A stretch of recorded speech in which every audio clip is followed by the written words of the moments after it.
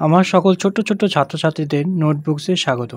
আজ আমি ক্লাস 4-এর যে পাতাবাহারে তেতসুকো কুরোওয়ানাগির লেখা তেত্তো-চানের অ্যাডভেঞ্চার যে গল্পটি রয়েছে তার সমস্ত প্রশ্ন উত্তর তোমাদের সামনে তুলে ধরব। তোমরা মনোযোগ সহকারে সেটি দেখো এবং খাতায় টুকে নাও।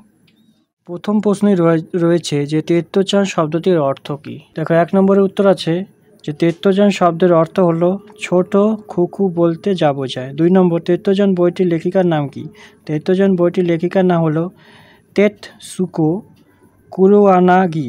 3 নম্বর বলছে নিচের এলোমেলো বর্ণগুলি সাজিয়ে শব্দ তৈরি করো।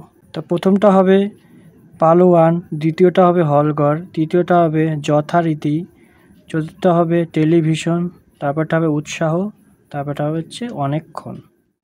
4 নম্বর, বান্ধবীর থেকে ঠিক উত্তরটি বেছে নিয়ে আবার লেখো। 4.1 তেত্তো-চান তার বন্ধুকে গাছে চড়ার নিমন্ত্রণ করেছিল।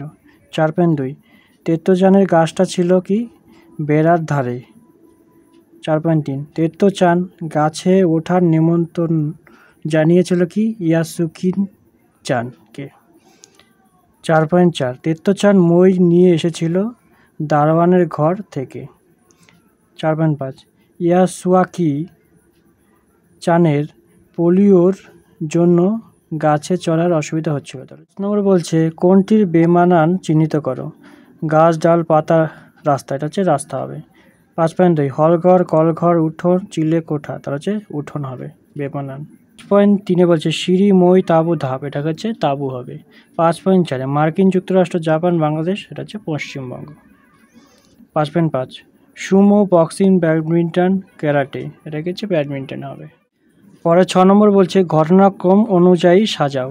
6.1 গলায় টিকিটটা ঝুলিয়ে তেত্তো-চান স্কুলে গিয়ে দেখলো যে ইয়াসুকি-চান ফুল গাছগুলির পাশে দাঁড়িয়ে আছে। যে রয়েছে যে পাশটা সেটা কি 1, 2 করে সাজাতে হয়। তাহলে প্রথমটা হবে হচ্ছে 2 নম্বর, তারপরটা হবে 1 নম্বর, তারপর হচ্ছে 3 নম্বর, তারপরটা হবে 5 নম্বর, এটা হবে 4 নম্বর।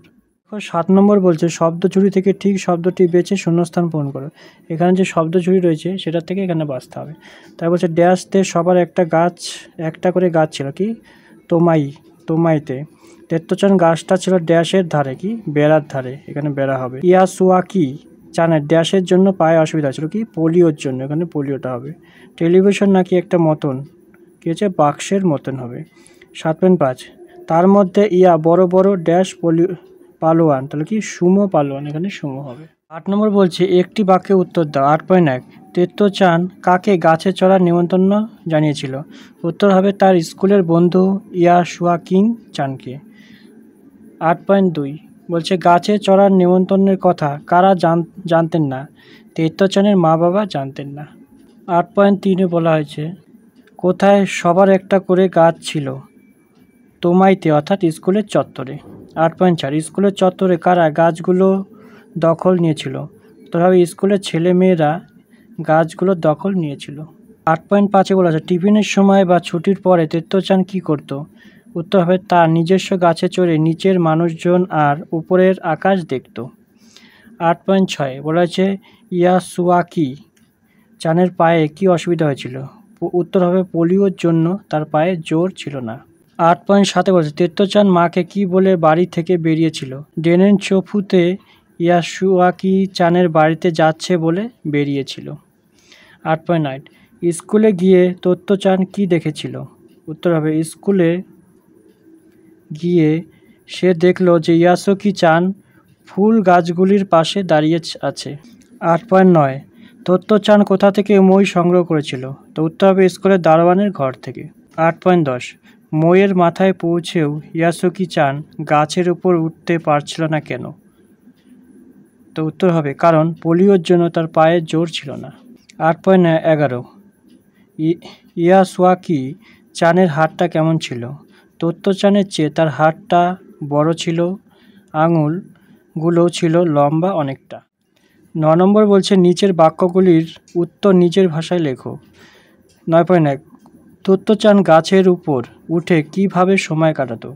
তো উত্তর হবে তেত্তো-চান প্রায়ই টিফিনের সময় বা ছুটির পরে তার প্রিয় গাছে চড়ে নিচের লোকজন আর ওপরের আকাশকে দেখত।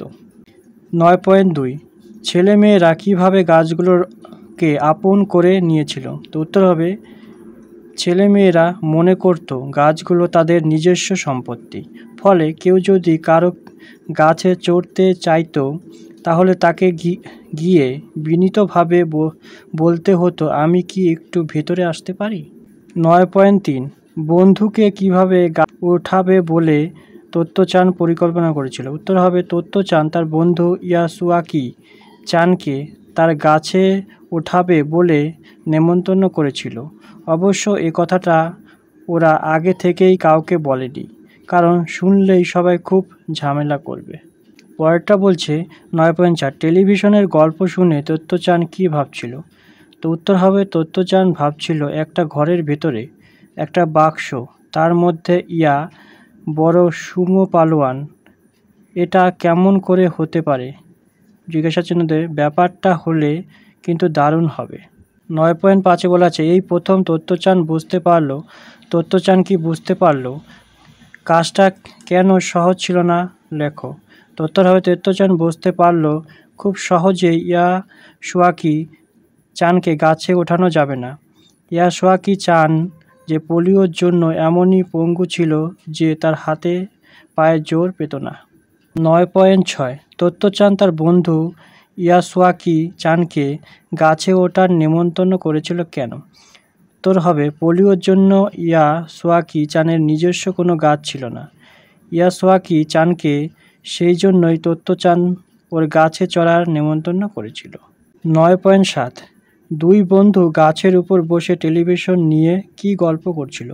উত্তর হবে, ইয়াসুয়াকি চান বলেছিল তার দিদি আমেরিকায় থাকে। সে জানিয়েছে যে আমেরিকার টেলিভিশন নামে একটা জিনিস আছে। সেই জিনিস যখন জাপানে আসবে তখন তারা ঘরে বসে সুমো পালোয়ানদের দেখতে পাবে। টেলিভিশন নাকি একটি বাক্সের মতন। তোত্তো-চান একথা শুনে ভেবেছিল, এটা কেমন করে হতে পারে? ব্যাপারটা হলে দারুণ হবে। 9.8 বলেছে, তুমি আমার প্রিয় বন্ধুর সঙ্গে যে ধরনের গল্প করো নিয়ে একটি অনুচ্ছেদ লেখো। উত্তর হবে, আমি এবং আমার বন্ধু রেডিও টেলিভিশন নিয়ে মাঝে মাঝে গল্প করি।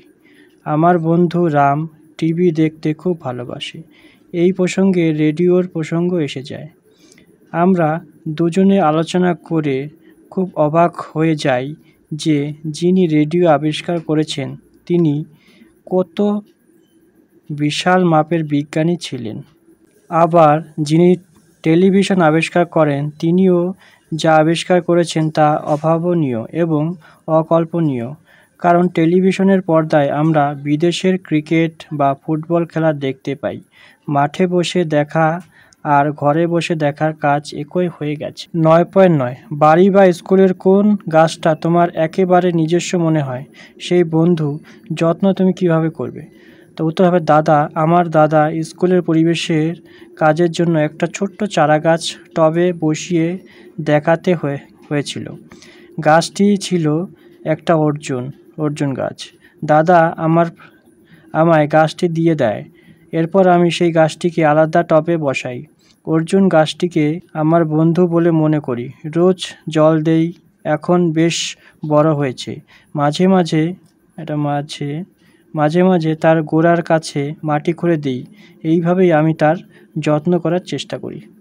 9.10 গাছে যদি তোমার একটি বাড়ি থাকতো তুমি কিভাবে সেখানে সময় কাটাতে?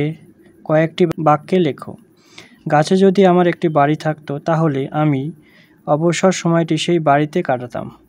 ছুটির দিনে সকালে জলখাবার খেয়ে আমি গাছ বাড়িতে গিয়ে বসতাম এবং আমার প্রিয় বইটি সেখানে বসে পড়তাম আর গাছ বাড়িতে বসে দুপুরের দৃশ্যে ছবি আঁকতাম। 10 নম্বর বলছে প্রতিশব্দ লেখো।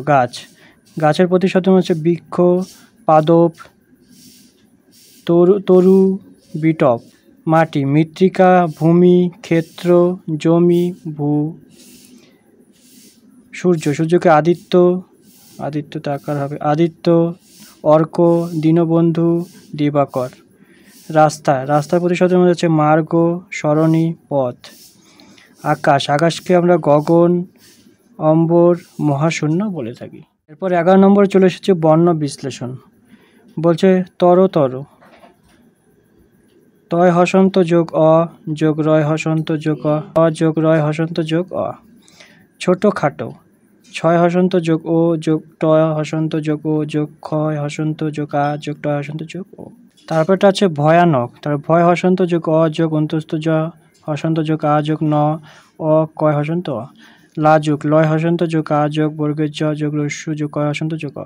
অ্যাডভেঞ্চার, সরিয়া যোগ অন্তস্থ জ যোগ আ যোগ ডয় হসন্ত যোগ আ অ যোগ ভয় ভয় হসন্ত যোগ এ যোগ ইঙো যোগ চয় হসন্ত হসন্ত আ যোগ রয় হসন্ত যোগ হচ্ছে অ। দেখো 12 নম্বর বলছে নিচের গদ্যটিতে জ্যোতি চিহ্ন ব্যবহার করো।